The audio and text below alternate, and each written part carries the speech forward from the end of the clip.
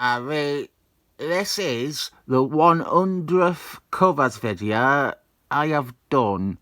I have done 100 of these, and I still haven't updated this card. See if you, sir, can spot a theme with these 5 covers. Iron Man, issue 100. Jim's Starman cover, Iron Man, and the number 100 in stone. And he is snapping a girder in half. What did the girder ever do to him? Where did the girder come from? If the 100 in the background was made out of, like, construction parts, you'd go, oh, it's leftover material. But the sculpture behind him is in stone. Why is he bringing a girder to this party? Spider-Woman 100, Ron Frenz cover. The character's co-creator, Ron Frenz. We have Spider-Woman, Marissa Parker. And then a big number 100, which again is some architecture. Look, they are buildings. They have windows. It would be annoying if someone did a 9/11 on one of these buildings, because then you would be left with either a number 10 or 2 zeros, and neither of them are impressive enough numbers to have skyscrapers spell out. Al Milburn here with Spectator Spider-Man issue 100. I wish he had went all in and included every stray plotline that he could think of from his run under this cover.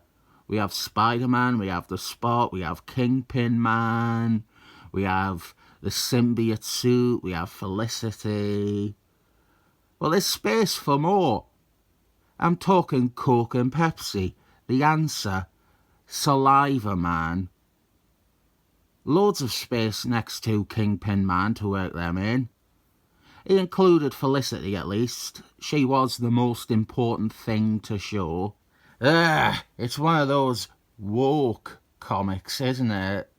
It's Green Lanterns 100, co-starring Ara, by Neil O'Dennis.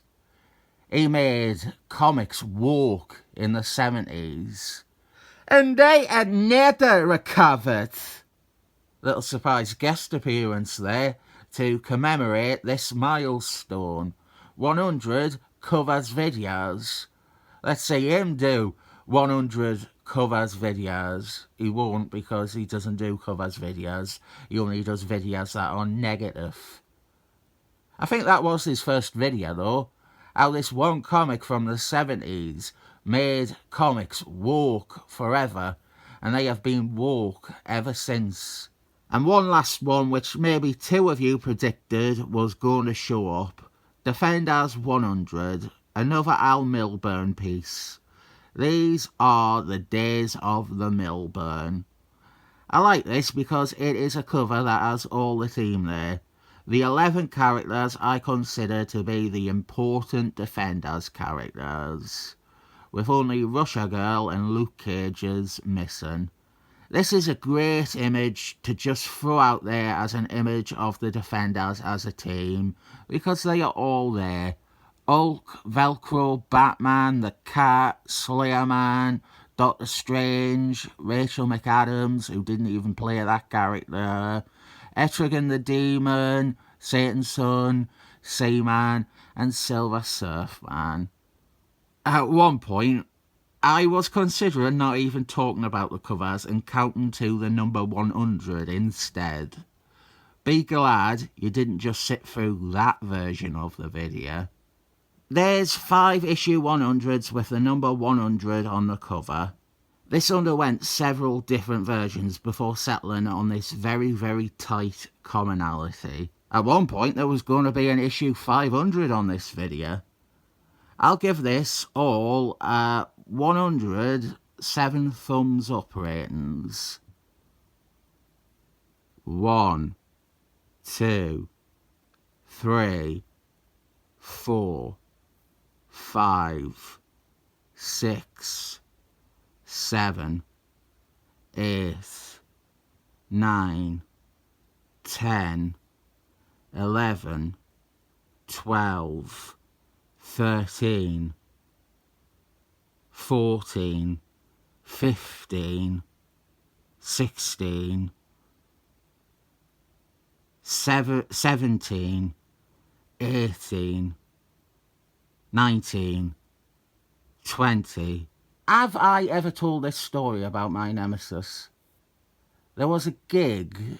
There was a woman in the front row. She was an amputee. She had lost one of her hands. She had an artificial one. She covered it with a glove. This all came up when the MC was talking to the audience. Anyway, my nemesis came out, and instead of deciding not to do this joke because it might be a bit awkward due to the circumstances, he has this joke. He does this joke. It's shit. That's not the point of the story. He did this joke and he performs all his material so angrily. He was looking straight at her when he did it. It goes, "I'm so unlucky I recently caught the clap from a woman with one hand." He was staring straight at her when he did this, like he was aggressively directing this at her. The implication, the thing everyone would think is, with him effectively pointing at this poor woman, the implication is that she is the woman with the clap who gave him it. He didn't mean to. He's fucking clueless like that. He is an awful performer on top of his material being dog shit. He thought this was like interacting with the audience. The woman with one hand got up and left in the middle of his set. I don't know what shamed her more.